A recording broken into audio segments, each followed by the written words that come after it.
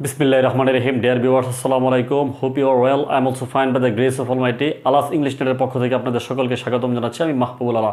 বন্ধুরা, আজকেও আমি আপনাদের জন্য একটি গুরুত্বপূর্ণ লেসন নিয়ে আসছি। লেসনটি হলো লেট এবং লেটলি এর ব্যবহার নিয়ে।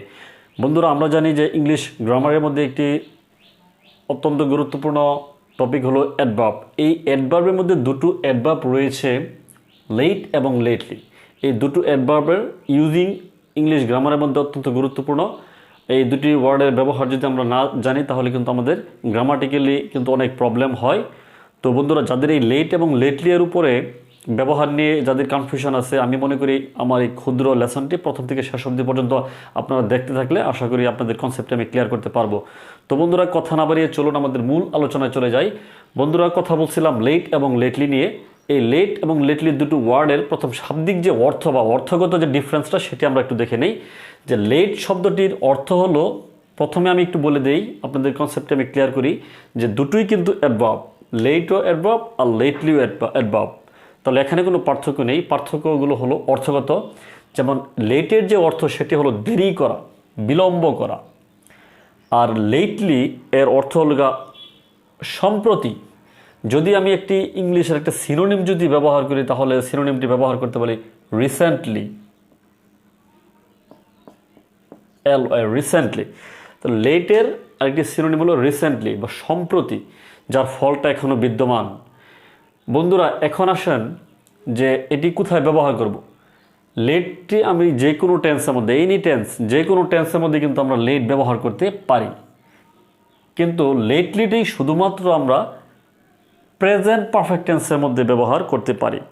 কারণ আমরা জানি যে লেটলি, রিসেন্টলি এই যে ওয়ার্ডগুলো রয়েছে সেই ওয়ার্ডগুলো হলো প্রেজেন্ট পারফেক্ট টেন্সকে সহজে আইডেন্টিফাই করার জন্য যে ওয়ার্ড ব্যবহৃত হয়, সহজে আমরা আইডেন্টিফাই করতে পারি এই ওয়ার্ডগুলো দেখে, রিসেন্টলি, লেটলি, এইগুলো দেখে। এখন দেখেন বন্ধুরা, আমরা যদি কয়েকটি এক্সাম্পল আলোচনা করি তাহলে হয়তো বা আরও একটু বেশি ক্লিয়ার হয়ে যাবে আমাদের। যেমন দেখেন, প্রথম যে এক্সাম্পলটি আমি লিখেছি সেটি হলো লেট নিয়ে। Last night Karim came home late. গত রাতে করিম দেরি করে বাসায় ফিরছিল বা এসেছিল। তাহলে last night Karim came home late, এখানে লেট দেরি অর্থে বোঝানো হয়েছে।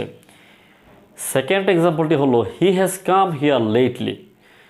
দ্যাট মিন্স সে এখানে সম্প্রতি এসেছে, বেশি আগে হয় নাই, বেশি দেরি হয় না, এখনও মাত্রই এসেছে। এটার ফলটি বা এটার রেস্টটি এখনও বিদ্যমান রয়েছে, যার দরুন আমরা কিন্তু বলছি he has come here lately, আর এটি প্রেজেন্ট পারফেক্ট টেন্স।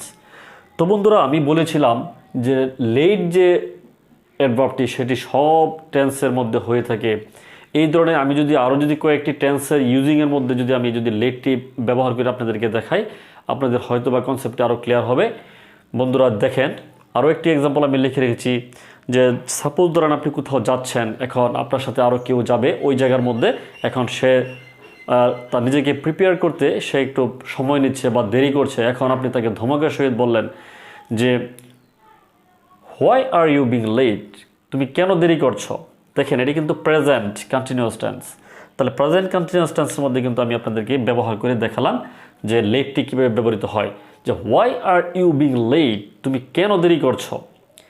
যদি বন্ধুরা আমি এখন দেখেন, সাপোজ ধরেন আপনি এখন একটি রেল স্টেশনের মধ্যে আপনি বসে আছেন, টিকিট কনফার্ম হয়ে গেছে, ট্রেনের অপেক্ষায় আছেন।